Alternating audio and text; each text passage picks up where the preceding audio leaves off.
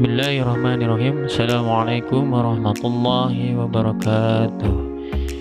Pada pelajaran Tauhid kali ini kita akan membahas materi yang pertama, yaitu tentang perbedaan Nabi dan Rasul.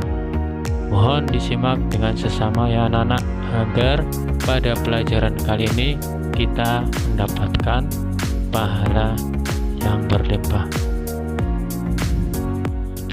Nabi berasal dari kata naba yang berarti dari tempat yang tinggi, sementara Rasul berasal dari kata risalah yang berarti penyampaian.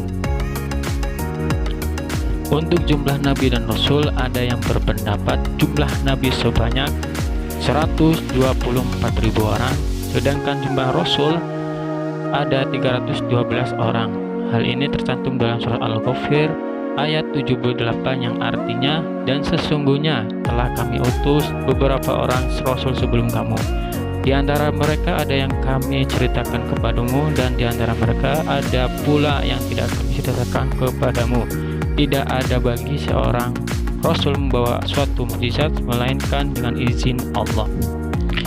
Sementara itu terdapat 25 nabi dan rasul dalam Al-Quran dan hadis yang wajib dipercayai setiap muslim.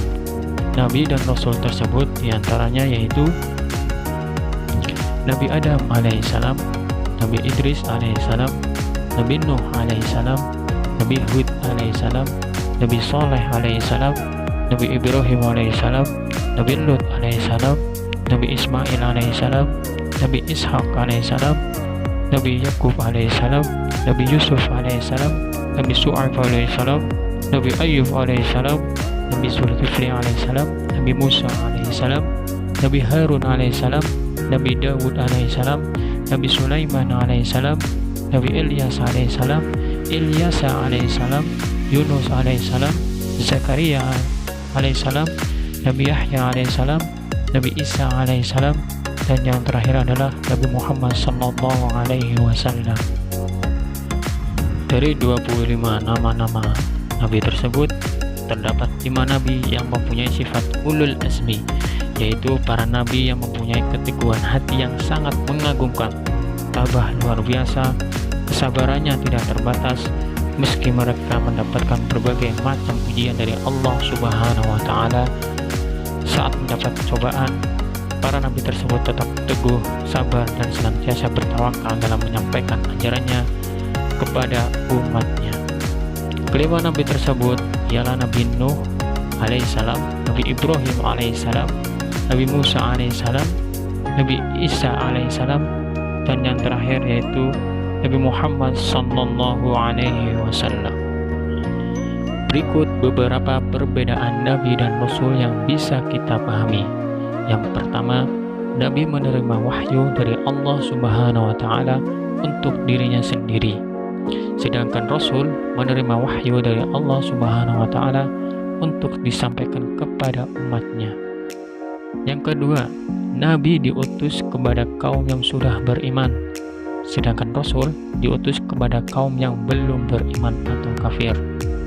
Yang ketiga, perbedaan Nabi dan Rasul ada pada jumlahnya. Jumlah Nabi sangat banyak, yaitu kurang lebih 124.000, sedangkan jumlah Rasul adalah 312. Yang keempat, semua Nabi tidak berarti Rasul, namun Rasul sudah pasti Nabi. Yang kelima, perbedaan Nabi dan Rasul berdasarkan cara turunnya wahyu.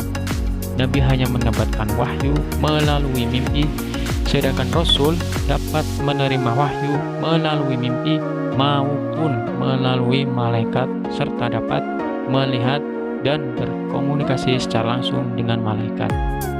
Yang keenam, ada nabi yang dibunuh oleh kaumnya, namun seluruh rasul yang diutus Allah Subhanahu wa Ta'ala diselamatkan dari percobaan pembunuhan yang dilakukan oleh kaumnya.